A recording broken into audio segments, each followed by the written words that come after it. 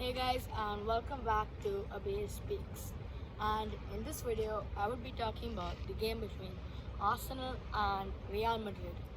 And today it's a bit of a change of an atmosphere actually because I'm actually at the dog park walking my dog over here. So anyway, let us talk about the game between Real Madrid and Arsenal. So the game was obviously really entertaining. If I'm being honest, I really expected Real Madrid to come up with a comeback, but it was pretty shocking when Real Madrid did not come with a comeback, and I was actually like wondering how this was possible. But it's pretty fair and nice to say that the way that Arsenal actually played. So let us talk about the game from the start. So there was a lot of drama in the game, if I'm being honest. The game first started, the game actually came to light when the counter attack for Arsenal started and when they tried to get some shots in, but Courtois obviously saved Madrid and saved the shots as well.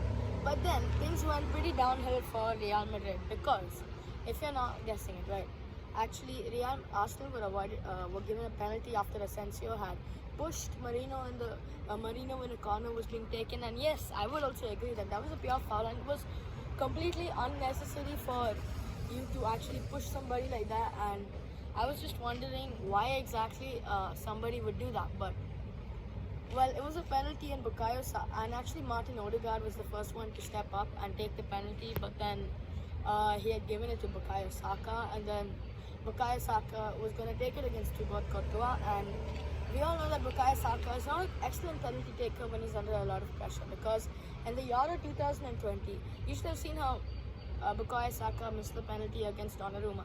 Well, anyway, so then Bukayo Saka tried to Panenka Courtois. Courtois was actually going the wrong way, but then it was like quite fortunate that the ball came on his hand while diving, so he just like parried it away, and that was like really lucky, if I'm being honest.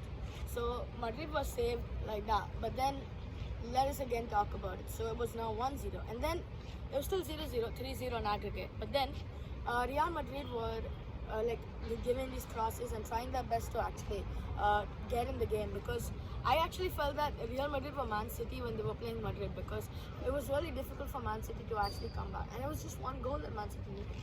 And we Real Madrid needed 3 goals, and Arsenal's defense were actually putting them away. But soon Declan Rice, it was a penalty case when Declan Rice fouled Kylian Mbappe in the penalty spot. So Lucas Vazquez had crossed the ball, and then apparently Rice was grabbing Mbappe and he like just pulled him back, and then it was a penalty. Like, I did not think it was a penalty, if I'm being honest, but all the Real Madrid players were thinking that it was a penalty, and then well, and Declan Rice was also booked, which meant that he would not play the next game. But then after a lot of arguing and everything, the referee again went through it, and when he saw the replay clearly, it wasn't really a penalty, if I'm being honest, because Mbappe was waiting for the contact for Declan Rice to touch him, and like the small contact on his shoulders was when Mbappe fell down, and that was hideous from Mbappe, if I'm being honest. Like, I not actually expected him to do that. Well then, anyway, so after that, it was still 0-0, and in the first half, there were many great chances, and Martinelli, let's say, was not playing his best game in the first half, and I was also like pretty annoyed by the way he was playing. But look, I hate Arsenal, I hate Real Madrid, and if one team who needs to win the competition, I would go for Real Madrid. I mean, because Real Madrid are way better than Arsenal, and I just wanted them to go because I'm tired of these Arsenal fans glazing over everything they do. Okay, so now, well, so it was 0-0, and then in the second half, things actually started to happen. So in the 51st or 54th minute only, Arsenal scored, making it 4-0, and from then I also knew that it was impossible for Madrid to come back. The same way that Madrid did it against Man City when they were, like, Mbappe scored 2 quick goals and then they were 3-1 above.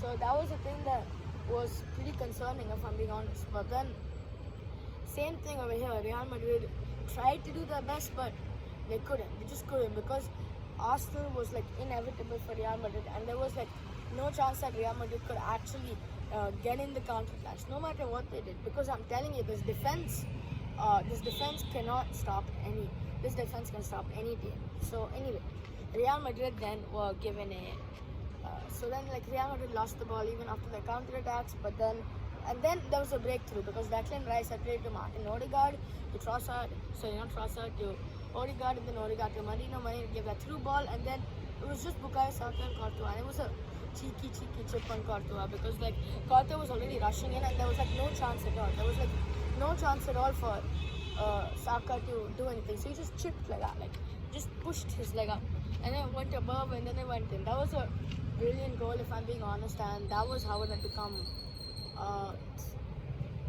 1-0, and then it was 4-0 on aggregate, and some better things happened because in the 67th minute, like right after the goal, like 65th minute, David Raya had passed it to William Saliba, a simple pass. Saliba didn't check his shoulders, Winnie overpowered him, took the ball and just shot it in the goal. It was a simple finish. It was like a very, very simple finish, and there was like no chance for David Raya. He was way out of his line, and then Vinicius just pounded. It was 4-1, and then it looked like the job could have been done because now 3 more goals left. But like there was hope. There would always be hope for something like that. 3 more goals left, but then Madrid had no chance. And then after that, it became 2-1. Like Arsenal were playing a very, very good game. Like they were passing, keeping possession, and Real Madrid like just couldn't take the shot and goal. Like couldn't trouble David Raya at all. Mbappe had also subbed out due to his injury, and Ancelotti started to bring in Endrick, Ceballos, and Frank Garcia on the pitch. And it was over for Real Madrid at that time. It was literally over. And then Courtois made some pretty splendid saves, if I'm being honest. Like the save which Martinelli had like shot near post, and Courtois, that was a brilliant save. The ball was going way, way too fast for anything to happen. And then, well, in the 90th plus 3rd minute, it was a brilliant ball to Martinelli, and he actually outran, Martinelli just outran Asensio, and then he just shot the ball. Simple goal, 1v1. But Asensio did pretty good in the first 1v1 chance he had where he had just bodied Saka. It was not body, like he took the ball and then bodied Saka. That was like a brilliant challenge for you. So then it was 2-1. And well, yeah, that was the end of Madrid's campaign. 5-1 to Arsenal, and it was actually like really shocking. And now if you look at the form of Arsenal in the Premier League and Arsenal in the Champions League, it is something to think about. So I'm just wondering, is it because Arsenal have been drawn to PSG and Inter have been drawn to Barcelona? So now my predictions for the finals is that PSG have a great attack, Arsenal have a great defense. Same thing with Madrid, but defense wins you the titles and attack wins you games. So I think it's going to be Arsenal in the finals and Barca in the finals as well. And Arsenal-Barca would obviously be an entertaining game, and Barca is going to win the Champions League as well as Arsenal. But look, I actually don't know. It's like a very, very difficult thing to predict, but I really just hope that Barcelona wins the Champions League. I do not want Arsenal to win the Champions League, but I already called it that they might win it. I'm just being impartial over here, you know. So that's all I have to say, guys, and I shall see you in my next video, where Manchester City will be taking on Everton on Saturday, 7:30 p.m. EST. Thank you, guys.